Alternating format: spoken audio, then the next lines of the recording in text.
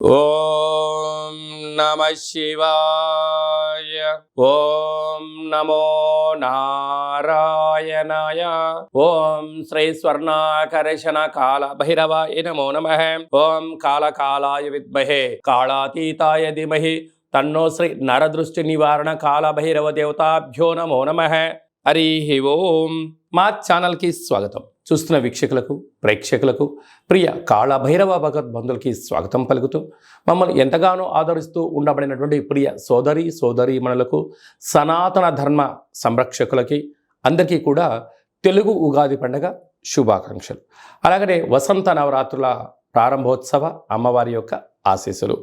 ఈ క్రోధినామ సంవత్సరం అంతనూ కూడా అందరికీ శుభం, జయం, లాభం జరగాలని శ్రీ నరదృష్టి నివారణ కాళభైరవ స్వామిని కోరుకుందాం, వేడుకుందాం. కనుక ద్వాదశ రాశుల్లో గ్రహ గమనాలను ఒకసారి వీక్షింపచేద్దాం. మిథున రాశి వారికి తెలుగు ఉగాది పండుగ నుంచి ఎలా ఉండబోతుందో ఈ వీడియోలో సవివరంగా సంపూర్ణంగా తెలుసుకుందాం. మిథున రాశిలో ఏ నక్షత్రాలు వస్తాయనగా మృగశిర నక్షత్రంలోని 3వ పాదం, 4వ పాదం, ఆరుద్ర నక్షత్రంలోని 4 పాదాలు, పునర్వసు నక్షత్రంలోని 1, 2, 3 పాదములు కలిపితే మిథున రాశి. చాలామందికి పుట్టినటువంటి కాల సమయంలో డేటా బర్తులు లేనటువంటి ఏకైక కారణం చేత పేరు యొక్క మొదటి అక్షరాన్ని అనుసరిస్తూ ఆ రాశిని తెలుసుకునే ప్రయత్నం చేద్దాం. కా, కి, కు, ఖం, అజ్ఞ, ఛ, కే, కో, హ అక్షరాల వారందరూ కూడా మిథున రాశి జాతకులే. మిథున రాశి యొక్క అధిపతి బుధుడు అవ్వడం వలన ఈ సంవత్సరం వీళ్ళకి మంచి బుద్ధి, మంచి సత్ప్రవర్తన, స్వయం నిర్ణయం, స్వయం పరిపాలన, వృత్తులు, ఉద్యోగాలు, వ్యాపారాల్లో ఇలా అనుకున్నటువంటి అద్భుతమైన విజయం వీరి సొంతం కాబోతుంది. కాకపోతే అర్ధాష్టమ కేతు సంచార స్థితి, అలాగనే భాగ్యస్థానంలో కుజుడు మరియు శని సంచార స్థితి, రాజ్యస్థానంలో విశేషమైనటువంటి శుక్రుడు, రవి, రాహు సంచార స్థితి, లాభస్థానంలో గురువు, బుధ సంచార స్థితి ఉండడం వలన స్వయం నిర్ణయం, స్వయం పరిపాలన, స్వయం కష్టాజీతంతో మీరు అంచెలంచెలుగా గ్రామ, రాష్ట్ర, దేశ, ప్రపంచ స్థాయి వరకు మీ యొక్క పేరు మారుమోగే పరిస్థితి అవకాశం ఉంది. నూతన వ్యాపారవేత్తలకు, సంపూర్ణ నూతన రాజకీయ ప్రవేశం చేసే వారికి మంచి కాలము అని చెప్పి అనుకూలించాలి. కాకపోతే మీ చుట్టూ ఉండబడినటువంటి వారందరూ కూడా వాళ్ళ అవసరాల కోసం మిమ్మల్ని సద్వినియోగపరిచే పరిస్థితి ఉంటుంది.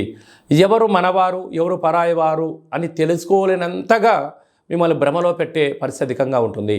కనుక ఇలాంటప్పుడు మౌనం, ధ్యానం, ఏకాగ్రత, ధ్యానం చేయడం వలన మీ మనసు ఏదైతే చెప్తుందో దాన్ని ఆచరింపచేయండి. అద్భుతమైన విజయానికి మీరే సొంతం కండి. కనుక అర్ధాష్టమ కేతు కారణం వలన సంపూర్ణంగా ఈ సంవత్సరం అంతా కూడా విజయం సాధించగలగాలన్నట్లయితే మీరు నవధాన్యాలతో కలిగినటువంటి ఉప్పును తులాభారంగా చేసుకొని శివలింగాకారంగా ఏర్పాటు చేసుకొని అటు బుధుడి యొక్క మంత్రము, ఇటు కేతు యొక్క మంత్రాన్ని రుద్రుడి యొక్క మంత్రంలో సంపుటీకరణ చేసుకుంటారో ఆ ఉప్పు ఎలా కరిగిపోతుందో మీ సమస్యలు కూడా తొలగిపోతాయని చెప్పి గమనించాలి. ఈ వీడియో మీకు నచ్చినట్టయితే లైక్ చేయండి, షేర్ చేయండి, మా ఛానల్ని సబ్స్క్రైబ్ చేసుకోండి. మేము చేస్తున్న వీడియోలు, ఆధ్యాత్మిక వీడియోలు అందరికన్నా మొట్టమొదటిసారిగా మీరే చూడాలి అనుకుంటున్నట్టయితే గంట సింబల్ని ప్రెస్ చేయండి, అలానే బటన్ తెలియచేయండి. ఈ ఆధ్యాత్మిక భక్తి సమాచారాన్ని మీరు ఎవరి క్షేమాన్ని అయితే కోరుకుంటున్నారో, అంటే మీ క్షేమాన్ని ఎవరైతే కోరుకుంటున్నారో వారికి ఫార్వర్డ్ చేసి భగవంతుడి యొక్క ఆశీస్సులు పొందగలరు.